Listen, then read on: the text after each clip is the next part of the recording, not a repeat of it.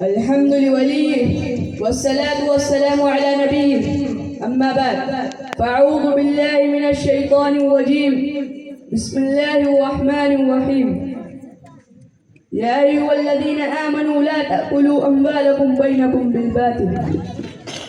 ماں باپ کا گھر بکے تو بیٹی کا گھر بسے، ماں باپ کا گھر بکے تو بیٹی کا گھر بسے، کتنی ہے دل خراش یہ رسم جہیز بھی، کتنی ہے دل خراش یہ رسم جہیز بھی۔ معزز سامعین کرام، نکاح انسان کی ایک فطری ضرورت ہے جس کی وجہ سے نسل انسانی کی بقا اور اس کی افزائش متعلق ہے، تو دوسری طرف اخلاق و کردار و قلب و نگاہ کی حفاظت بھی ضروری ہے۔ اس لیے شریعت نے نکاح کو اتنا آسان بنایا ہے تاکہ لوگوں کے لیے زناکاری، بد نظری ان جیسے کبھی عمل سے بچنا آسان ہو۔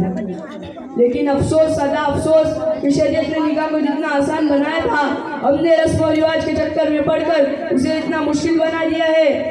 کہ معاشرے میں طرح طرح کی خرابیاں اور برائیاں جنم لے رہی ہے۔ آج کل جو شادی بیاہ کے معاملے میں سب سے بڑی رکاوٹ بنی ہوئی ہے، ان میں سر فہرست جہیز کا مسئلہ ہے۔ اس رسم و رواج نے معاشرے کی بنیاد کو ہلا کر رکھ دیا ہے اور لوگوں کو ناقابل تلافی نقصان پہنچایا ہے۔ اس ناروا رسم و رواج کی وجہ سے طرح طرح کے واقعات سامنے آتے ہیں جن کو پڑھ کر سن کر درد مند انسان کا دل کانپنے لگتا ہے اور بدن کے رونگٹے کھڑے ہو جاتے ہیں اور کلیجے منہ کو آنے لگتے ہیں۔ تو کبھی اخبارات میں خبر شائع ہوتی ہے کہ فلاں مقام پر فلاں گھر میں جہیز نہ ملنے کی وجہ سے نئی نویلی دلہن کو قتل کر دیا گیا، تو کبھی یہ خبر شائع ہوتی ہے کہ جہیز کے پاداش پر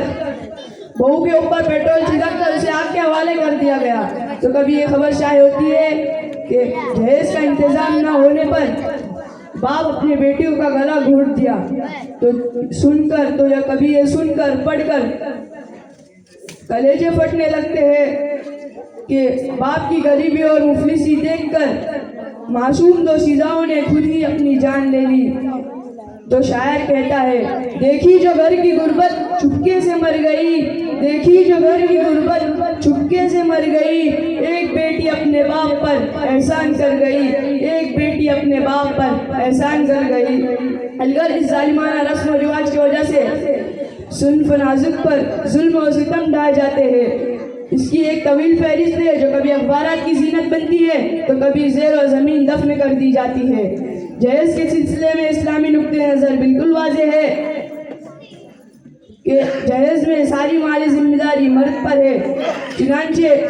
مہر مرد کو دینا ہے، ولیمہ مرد کو کرانا ہے، بیوی کی نفقہ کی ذمہ داری مرد پر ہی ہے، بچوں کی پرورش کا بوجھ مرد ہی کو اٹھانا ہے، جس کے برعکس یہ بات واضح ہو جاتی ہے کہ عورتوں پر کوئی بھی مالی ذمہ داری نہیں، سارے نکاح کے اخراجات مرد ہی پر ہے۔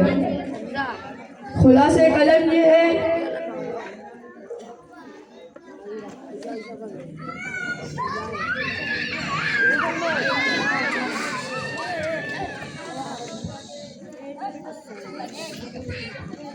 خلاصہ کلام یہ ہے کہ جہیز اسلامی نہیں بلکہ غیر شرعی اور مشرکانہ رسم ہے۔ اس کو اپنانے سے مشرکوں والی مشابہت لازم آتی ہے۔ جہیز کی وجہ سے انسان کے اندر حرص و طمع، خود غرضی جیسی بیماریاں پیدا ہو جاتی ہیں۔ لہذا اے ملت کے غیور نوجوانوں، ہاتھ اٹھا کر یہ ارادہ کرو کہ جہیز کو معاشرے سے بالکل ختم کرنے کی کوشش کریں گے اور شادی کو آسان بنائیں گے تاکہ بیٹی اپنے باپ کے اوپر بوجھ نہ بنے۔ السلام علیکم وآخر دعوانا الحمدللہ۔